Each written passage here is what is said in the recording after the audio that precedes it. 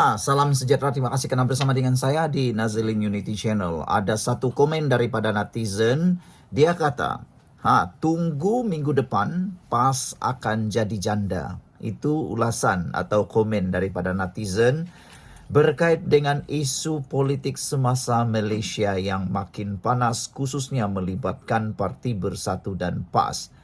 Selepas kekalahan PRK Air Kuning, dikabarkan oleh sumber-sumber dan para pengulas politik bahwa keadaan dalaman di Perikatan Nasional panas membara yang ramai tak tahu.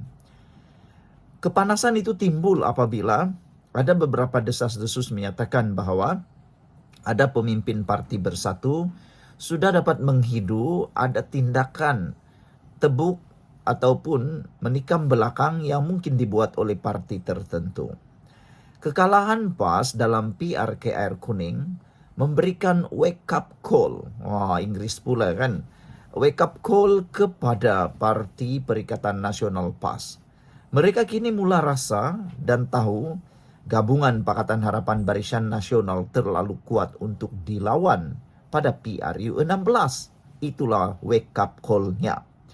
Terlalu kuat untuk dilawan pada PRU 16 kini membuatkan Perikatan Nasional komponennya yaitu Parti PAS dan Bersatu mula mencari talian hayat. Sebelum saya teruskan ulasan ini, jangan lupa siapa yang ada masalah kencing manis, gout dan tinggi darah, tekan butang produk yang saya kongsikan dalam video ini. Produknya murah, berkesan dan sudah ramai yang beli. Dan mereka kata sangat berkesan membantu mereka sehat. Harganya murah, lulus KKM dan juga halal. Cepat beli karena ianya berbaloi untuk Anda semua. Sambil cerita politik, apa kata Anda juga cerita tentang kesehatan diri? Okelah, tak jual lubat, saya kongsi saja. Baik, cerita tentang talian hayat. Parti-parti dalam Perikatan Nasional sudah dapat menghidu, mustahil mereka dapat kalahkan Pakatan Harapan Barisan Nasional dalam pilihan raya 16 akan datang. Kalau ikut statistik ataupun analisis terkini, lebih daripada 30 kerusi milik Perikatan Nasional boleh kata mustahil untuk dimenangi oleh Perikatan Nasional lagi. Hal ini karena gabungan undi Pakatan Harapan dan Barisan Nasional jauh melebihi bilangan undi diperoleh oleh Pakatan Perikatan Nasional. Dilihat dalam kerjasama kebelakangan ini dalam PRK pilihan raya kecil, kita dapat lihat Pakatan Harapan dan Barisan Nasional kini semakin serasi. Biasalah, memang para pengundi Pakatan Harapan dan Barisan Nasional tidak akan pernah berkompromi dalam soal gabungan. Mereka tidak mungkin akan bergabung, tetapi bekerja sama iya. Dapat dilihat dalam PRK Air Kuning, para pengundi Cina yang mengundi Pakatan Harapan sebelum ini telah dengan mudahnya beralih undi menyokong calon Barisan Nasional. Dapat dilihat majoriti undi memang meningkat. Apabila majoriti undi meningkat bermaksud ada satu pihak yang telah berubah menyokong satu pihak. Tapi mereka menyokong bukan karena mereka bergabung, tetapi karena kerjasama. Jadi itu sebabnya PAS dan Bersatu dapat menghidu. Mustahil mereka dapat menandingi kekuatan Parti Gabungan Pakatan Harapan Barisan Nasional. Jadi mereka kini sibuk mencari talian hayat. Bagi Parti Bersatu, mereka tidak punya pilihan lain selain kembali bertaut kepada pilihan talian hayat dengan Parti UMNO. UMNO yang selama ini disebut sebagai parti korupsi lah, mereka gelar Parti 1MDB lah, parti macam-macam lah digelar oleh para pembangkang. Kini pula menjadi anak darah pingitan yang menjadi rebutan. Semalam, beberapa hari yang lepas atau semalam, Hamzah Zainuddin, pemimpin besar Parti Bersatu secara terbuka menyatakan kesediaan bekerja sama dengan UMNO. Tetapi secara sinisnya, Veteran UMNO tidak mahu bekerja sama, tetapi kalau mahu bergabung terus. Adakah itu mampu dibuat oleh Muhyiddin? Penolakan itu bermaksud Barisan Nasional sedar, tanpa Parti Bersatu yang kebanyakannya DNA UMNO pun UMNO boleh jadi kerajaan. Bolehkah mereka terima bersatu? Dan sekarang bila cakap tentang PAS pula, tentulah PAS juga kepingin nak menjadi kerajaan semula selepas menikmati betapa indahnya nikmatnya jadi pemegang kuasa. Adakah PAS juga mencari talian hayat?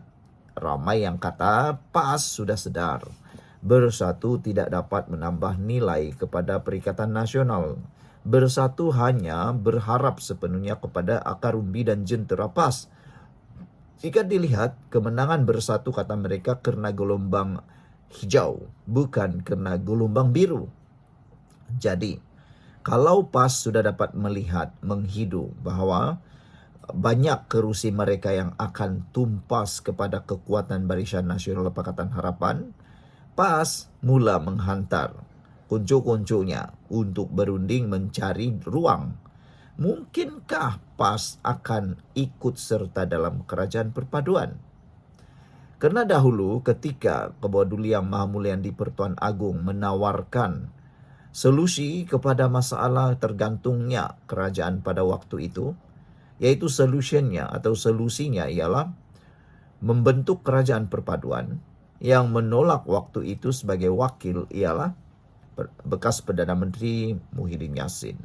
Adakah PAS juga akan mencari sekutu baru untuk talian hayatnya?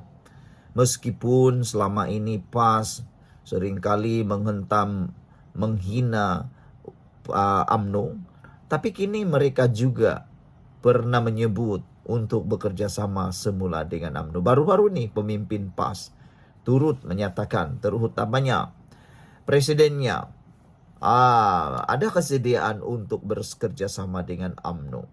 Jadi sekarang ni UMNO darah pingitan, jadi rebutan. Tetapi dalam kemelut memilih itu, Zahid Hamidi sudah menyatakan pendirian sebagai Presiden UMNO. Dia tidak akan bekerja sama dengan PAS yang telah mematuk UMNO 2 kali. Dia juga tidak akan bekerja sama dengan Bersatu kerana Bersatu adalah himpunan pengkhianat UMNO, kata Zahid Hamidi. Jadi, buat apa susah-susah nak memikirkan perkara yang susah? Zahid tidak akan memikirkan perkara yang susah. Sudah senang-senang pikir senang bersama Pakatan Harapan yang sudah menang besar, apalagi nak susah-susah. Jadi sekarang ini yang bahaya ialah Perikatan Nasional. Saya rasa Zahid Hamidi tidak akan ambil risiko untuk keluar daripada kerajaan perpaduan, menghuru-harakan lagi politik Malaysia sekali lagi. Dia tidak akan ambil risiko itu. Dia sudah ada jawatan Timbalan Perdana Menteri.